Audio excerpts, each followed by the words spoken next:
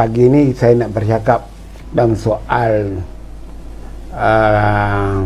pelancaran jentera pilihan raya umum negeri, bukan pilihan raya negeri, pilihan raya umum negeri. Maknanya semua kawasan dalam satu negeri itu berlakunya satu pilihan raya. Ialah 0%. Cuba kamu dengar, suara saya boleh dengar tak? 0%. Jadi pada pagi ini saya nampak kita ni kadang-kadang sangat mudah lupa kepada perbuatan kita, lupa kepada percakapan kita. Ada seorang itulah, saya tak mahu sebut, kalau sebut nama dia nanti dia saman. Jadi apa yang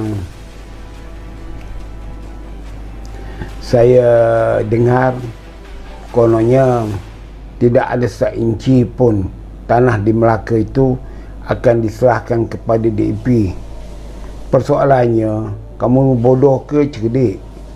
Kan DAP ada 8 kawasan dia, Dewan Undangan Negeri dia di Melaka.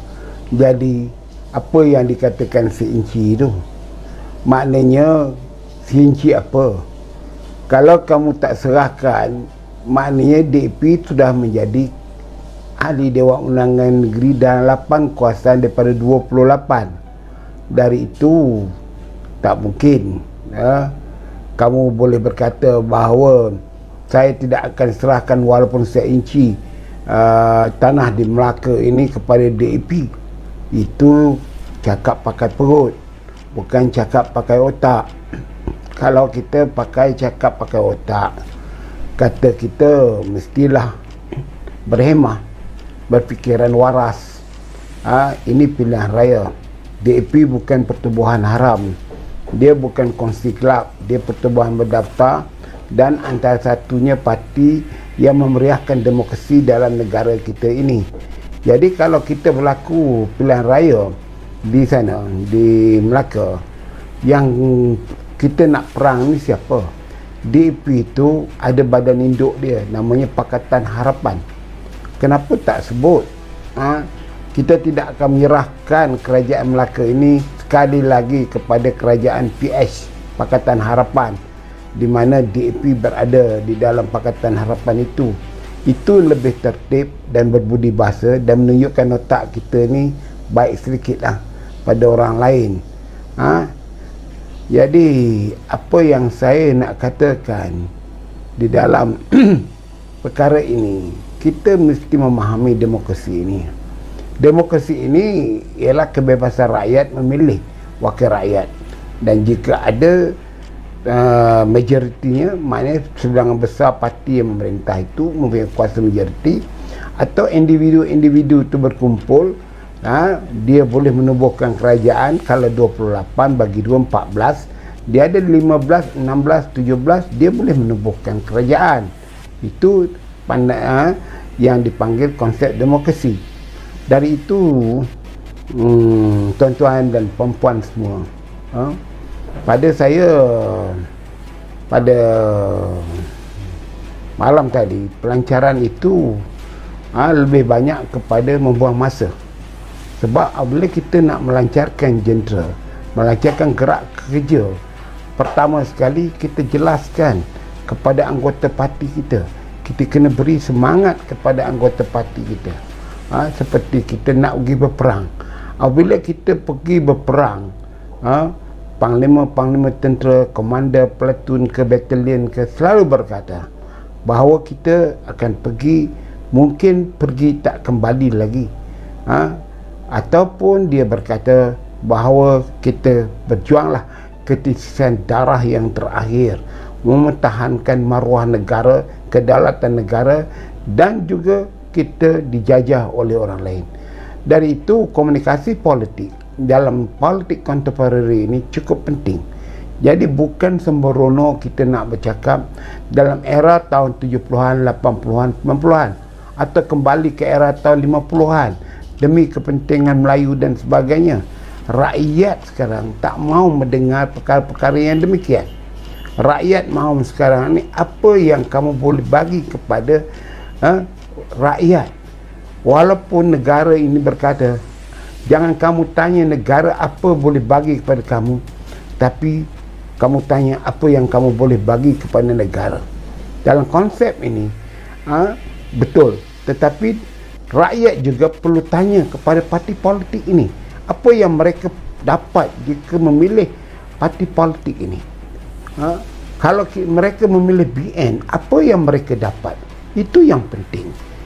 Kenapa kita perlu menolak Pakatan Harapan, Perikatan Nasional? Itu kena jelaskan kepada rakyat supaya rakyat faham untuk membuat pilihan. Tetapi kalau kita menyerang secara sembrono dengan ayat-ayat retorik yang tidak memberikan impak, rakyat merasai nikmatnya percakapan itu, harapannya kepada percakapan itu. Contohnya, jika kerajaan Melaka di bawah pimpinan UMNO, kita akan memastikan semua masalah-masalah rakyat akan selesai, termasuk mereka yang dalam sektor pertanian, di mana bantuan-bantuan jentera akan digunakan. Tentulah pesawah-pesawah yang sekarang tidak mempunyai tenaga kerja kerana anak muda sudah berpelajaran, tak mahu berbuat kerja di sawah dan di ladang, akan memilih kerajaan ini berdasarkan satu kenyataan, jika kerajaan menang akan memberikan bantuan jentera. Maknanya akan siapkan jentera-jentera membajak sawah. Kerana waktu saya pergi Melaka, banyak saya lihat sawah-sawah seperti tidak dijayakan, ditanam padi sebaiknya dan sudah berkelompok-kelompok. Dan ini amat berbahaya kepada gedung permakanan kita. Kalau tengah-tengah tanah itu tidak kerjakan, sebahagiannya kerja, tentulah menyulitkan pengaliran air,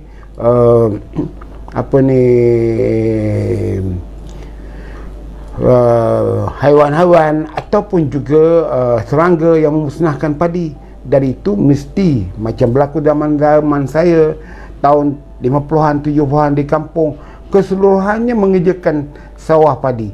Dari itu dapatlah diuruskan menyembur serangga dan sebagainya, dan juga saliran air. Jadi ini antara contoh yang boleh rakyat yang terkait dengan masalah sawahnya dia nak kerjakan, umur dia 60, tak mampu lagi nak dibajak. Sekarang kerajaan memberikan jaminan bahawa akan menyediakan melalui Jabatan Pertanian ke agensi lain ke, bahawa jentera ni akan digunakan untuk membajak tanah dengan sedikit bayaran, katanya 1 hektar RM10. Kalau mereka ada 20 hektar, baru berapa sangat. Tentu orang kampung mampu membayarnya. Ini satu contoh yang patut kita laungkan kepada rakyat dalam masa pilihan raya. Bukan nak menyerang sana, nak menyerang sini, bercerita yang kisah lalu. Kita nak melihat ke depan. Kita kena tengok apa yang mana-mana parti. Sekarang kita faham bahawa rakyat menerima Pakatan Harapan kerana ia dilihat sebagai pembangkang untuk membetulkan kerajaan kita. Jadi rakyat-rakyat yang marah dengan Barisan Nasional UMNO ni, dia tahu juga bahawa Pakatan Harapan ni tidak juga membawa banyak manifesto ataupun ucapan janji, tetapi mereka nak memberikan sokongan. Kerana apa? Jadi kita kena melihat skop psikologi politiknya, psikologi sosialnya terhadap rakyat di Melaka itu. Adakah dia benci dengan UMNO? Kalau dia benci dengan UMNO, apa yang dia benci? Parti UMNO ni ke yang pernah berjasa pada dia? Perangai pemimpin UMNO ke? Dia marah dengan UMNO. Kenapa dia marah dengan UMNO? Apa puncinya dia marah ke orang UMNO? Dia dah minta jambatan ke? Dia dah minta jalan raya ke kampung dia, dah 5-6 tahun dia tak dibuat. Kita terlepas pandang ke? Jadi benda-benda inilah yang kena dikaji. Bukannya kita nak bercakap depan geng-geng kita dengan syok sendiri. Kerana benda sekarang tak macam dulu. Sekarang dia viral, tersebar, dia pelosok dunia dalam masa yang singkat. Jadi semua orang nak menonton, nak tahu apakah perlunya kena menyokong UMNO atau BN ini. Jadi orang UMNO dan orang BN kena memahami rakyat dengan satu kempen kenapa perlu untuk menyokong UMNO dan BN. Itu kena jelaskan kepada rakyat dan orang ramai yang bakal mengundi. Kalau kita tak dapat nak jelaskan kenapa mereka perlu mengundi kita, tentu mereka akan undi pembangkang, Pakatan Harapan, dan mungkin undi Perikatan Nasional sendiri, yang mana kita di dalam kerajaan persekutuan bergabung, tapi di kerajaan negeri kita berperang, berbunuhan sama sendiri. Dari efek kesannya kepada pilihan raya akan datang, bagaimana berlakunya nanti, orang pun naik pelik. UMNO ni dengan pribumi tubuh kerajaan di peringkat persekutuan, di peringkat negeri dia berperang-perang. Tak ada dalam dunia yang macam ini. Jadi apa yang patut dibuat, ubah penjenamaan kerajaan ini. Kita memang kerajaan campuran. Jadi kerajaan campuran ini tidak menjadi masalah. Seluruh dunia ada membuat kerajaan campuran. Jadi kerajaan campuran persekutuan ini antara UMNO, pribumi, GPRS ini adalah amalan biasa demokrasi. Tetapi apa yang kita lihat sekarang ni, kita nak menamakan kerajaan itu kerajaan barisan nasional, kerajaan perikatan nasional. Ini menyalahi konsep yang sebenarnya. Dari itu, kita sebagai rakyat perlulah untuk nak mendapat penjelasan kenapa nak perlu menyokong UMNO ni, kalau atau BN. Dan kenapa kita menyokong Pakatan Harapan atau PAKA. Jadi rakyat sekarang kena dididik dalam konsep demokrasi bentuk baru ini. Jadi apa yang berlaku sekarang ialah sistem demokrasi kita ni simpang peranang, tak tahu yang mana nak pergi. Jadi